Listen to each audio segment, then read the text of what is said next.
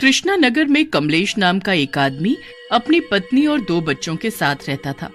कमलेश का एक हंसता खेलता सुखी परिवार था, पर एक दिन न जाने उसके परिवार को किसकी नजर लग गई कि उसका पूरा परिवार ही उजड़ गया। एक रोज की बात है, कमलेश अपने घर एक नया एसी भिजवाता है और घर आकर देखता है कि एसी दीवार पर नहीं लगा है। वो अपनी पत्नी चंद्रिका से कहता है, अरे भाग्यवान, तुमने एसी वाले से दीवार पर एसी फिट क्यों नहीं करवाया? अजी, उस एसी वाले की ड्रिल मशीन खराब पड़ी थी, इसीलिए मैंने किसी और को दीवार में ड्रिल करने के लिए बुलाया है, वो बस आता ही होगा। तभी दरवाजे की कॉल बेल बजती है और चंद्रिका जल्दी से जाकर दरवाजा खोलती है और देखती है कि एक अजीब सी शक्ल का आदमी हाथ में ड्रिल मशीन लेकर खड़ा है। वो उसे अंदर बुलाती है और बोलती है, तुम्हारा नाम विकास है ना? नहीं, मेरा नाम विक्की है। मुझे विकास भाई ने ही आपके यहाँ ड्रिल करने के लिए भेजा है। फिर चंद्रिका उसे बताती है कि किस दीवार पर एसी लगना है। विक्की चंद्रिका को घूरते हुए देखता है और अपने काम पर लग जाता है। चंद्रिका कमलेश से बोलती है, अजीब, मुझे तो ये ड्रिल करने वाला आदमी कुछ अजीब सा दिख रहा है। अजी, मैं तो किचन में जा रही हूँ काम करने, आप ही देखो इस विक्की को। ऐसा बोलकर चंद्रिका खाना बनाने के लिए किचन में चली जाती है। कुछ देर बाद चंद्रिका को बाहर कमरे से कमलेश के चीखने की आवाज सुनाई देती है और वो भागते हुए कमरे में आती है। कमरे का नजारा देखकर चंद्रिका के पैरों तले जमीन खिसक जाती है। वो देखती है कि फर्श पर कमलेश की खून से लथपथ लाश पड़ी है और विक्की की ड्रिलिंग मशीन पर खून लगा हुआ है। अरे कमबख्त, ये तूने क्या किया? तूने इस मशीन से मेरे पति को मार डाला। अरे मैंने तो तुझे दीवार में ड्रिल करने को कहा था, पर तूने तो मेरे पति में ड्रिल मशीन से छेद कर डाले। रुक, मैं अभी पुलिस को फोन करती हूँ। तभी ड्रिल करने वाला विक्की जोर जोर से हंसने लगता है और देखते ही देखते वो एक भयानक रूप ले लेता है। चंद्रिका उस भयानक भूत को देखकर काफी डर जाती है। मुझे ड्रिल करना बहुत पसंद है, पर दीवार में नहीं, जीते जागते इंसानों के शरीर में। और अब तेरी बारी है। ऐसे बोलकर भूत चंद्रिका का गला पकड़ लेता है और उसके सीने पर अपनी ड्रिल मशीन चला देता है। चंद्रिका चीखती चिल्लाती है, मगर भूत पर उसके चिल्लाने का कोई असर नहीं होता। चंद्रिका की चीख सुनते ही उसके दोनों बेटे कमरे में आते हैं, पर भूत उन्हें भी पकड़कर अपनी ड्रिल मशीन से मार डालता है। उसके बाद भूत फिर से विक्की का रूप लेकर वहां से चल देता है। जैसे ही विक्की कमलेश के घर से कुछ ही दूरी पर पहुंचता है, उसकी टक्कर कमलेश के पड़ोस में रहने वाली गोमती काकी से हो जाती है। गोमती काकी विक्की से बोलती है, अरे भाई, तेरी आंखें हैं या बटन? मुझे इतना जोर से टक्कर मार दिया तूने। तभी काकी की नजर विक्की की ड्रिलिंग मशीन पर पड़ती है, जिस पर खून लगा हुआ था। ड्रिल मशीन पर खून देखकर काकी विक्की से कुछ कह पाती, उससे पहले ही विक्की काकी को अपनी बड़ी आंखें करके डरा देता है और वहां से निकल जाता है। हे भगवान, ये लड़का था या कोई शैतान जो अपनी डरावनी आंखें दिखाकर मुझे डराकर भाग निकला। कुछ ही देर में कमलेश के पूरे परिवार के मर्डर की खबर पूरे कृष्णा नगर में फैल जाती है। अब आए दिन कृष्णा नगर में ड्रिल मशीन से लोग मारे जाने लगे थे। पुलिस भी ड्रिल मशीन से खून करने वाले कातिल को ढूंढने में लग जाती है। एक रात विक्की अपनी ड्रिल मशीन लेकर एक घर में घुस जाता है। तभी उस घर की मालकिन सुरेखा विक्की से कहती है, अरे भाई, कौन हो तुम और ऐसे कैसे मेरे घर के अंदर घुसे आ रहे हो? मालकिन, मैं विक्की हूँ। आपके यहाँ से मेरे पास ड्रिल करने के लिए फोन आया था। मगर मैंने तो किसी को नहीं बुलाया। सुरेखा की बात से विक्की जोर जोर से हंसने लगता है और कुछ ही देर में एक डरावना भूत बन जाता है। मालकिन, मुझे कोई बुलाता नहीं है, पर मैं खुद ही सबकी फ्री सेवा करने के लिए पहुंच जाता हूँ, क्योंकि मुझे अपनी ड्रिल मशीन से बहुत प्यार है और उससे भी ज्यादा मुझे अपनी ड्रिल मशीन से लोगों के सीने में छेद करने में मजा आता है। अरे अरे, भूत कब से ड्रिल मशीन चलाने लगे? ओ भाई, मेरा मतलब है कि भूत जी, आपको जो चाहिए, सोना चांदी पैसा, आप वो सब ले लीजिए, पर मेरी जान बख्श दीजिए। अरे अभी कुछ दिनों पहले ही तो मेरी शादी हुई है, आप इतनी जल्दी मेरा ऊपर का टिकट ना काटिए। अरे अरे, भूत कब से ड्रिल मशीन चलाने लगे? ओ भाई, मेरा मतलब है कि भूत जी, आपको जो चाहिए सोना चांदी पैसा आप वो सब ले लीजिए, पर मेरी जान बख्श दीजिए।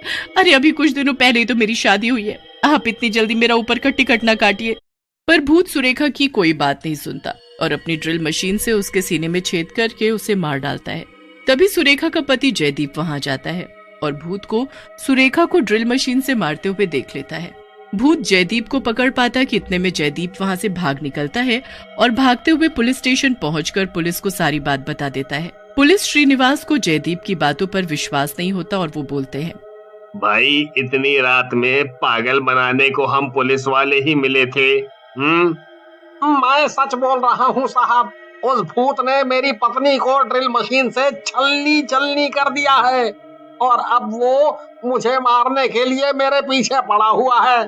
सर, हमारे गांव में भी एक ऐसा ही भूत था जो रूप बदल कर लोगों को आधी रात को अपनी कुल्हाड़ी से मार कर उन्हें खा जाता था। सर जी, आप मानोगे नहीं, उस भूत को बड़ी ही मुश्किल से हमारे गांव के अघोरी बाबा ने अपने कब्जे में लिया था। हाँ, ठीक है, अगर ये आदमी जयदीप सच बोल रहा है तो हमें जल्द ही कुछ ना कुछ करना होगा, इससे पहले कि वो भूत किसी और को अपनी ड्रिल मशीन से मार डाले। फिर सभी पुलिस वाले मिलकर उस भूत को तलाश करने लग जाते हैं। अगले ही दिन विक्की गोमती काकी के घर जाता है। गोमती काकी विक्की को पहचान जाती है और मन ही मन सोचने लगती है, ये तो वही लड़का है जिसे उस दिन मैंने खून लगी ड्रिल मशीन के साथ देखा था। लगता है इसी लड़के ने उस दिन अपनी ड्रिल मशीन से कमलेश के पूरे परिवार को मार डाला और अब ये मुझे मारने आया है। काकी ऐसा सोच ही रही होती है कि विक्की काकी से बोलता है, ओ काकी, किस सोच में पड़ गई है? अरे मुझे तो काका का फोन आया था कि आपको अपने रसोई घर में कुछ काम कराना है। ये देखो, मैं अपने साथ ड्रिल मशीन भी लाया हूँ।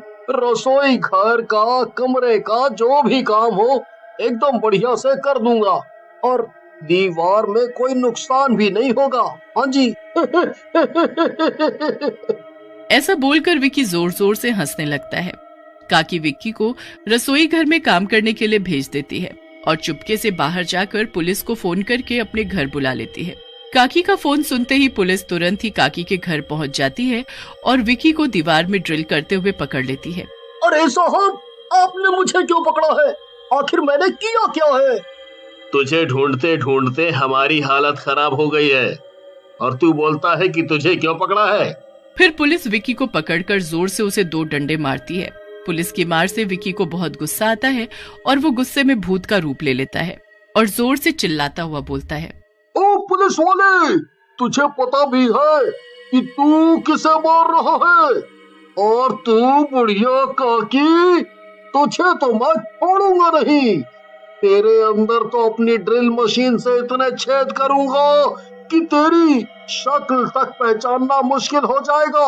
हाँ, अब कोई मेरे हाथ से नहीं बचेगा। मैं सबको अपनी ड्रिल मशीन से मार डालूंगा। भूत ऐसा बोल ही रहा होता है कि पुलिस केदार सिंह अपने साथ अघोरी बाबा को काकी के घर ले आते हैं। अघोरी बाबा भूत को देखते ही अपनी झोले से भभूत निकालकर भूत पर डाल देते हैं। भूत के शरीर पर भभूत पड़ते ही भूत के हाथ से उसकी ड्रिलिंग मशीन छूटकर नीचे गिर जाती है।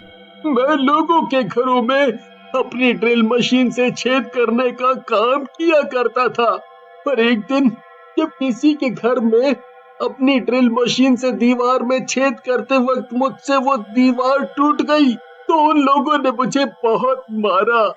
लोगों की पिटाई से मेरी हालत इतनी ज्यादा खराब हो गई कि मैंने घर जाकर अपना दम तोड़ दिया।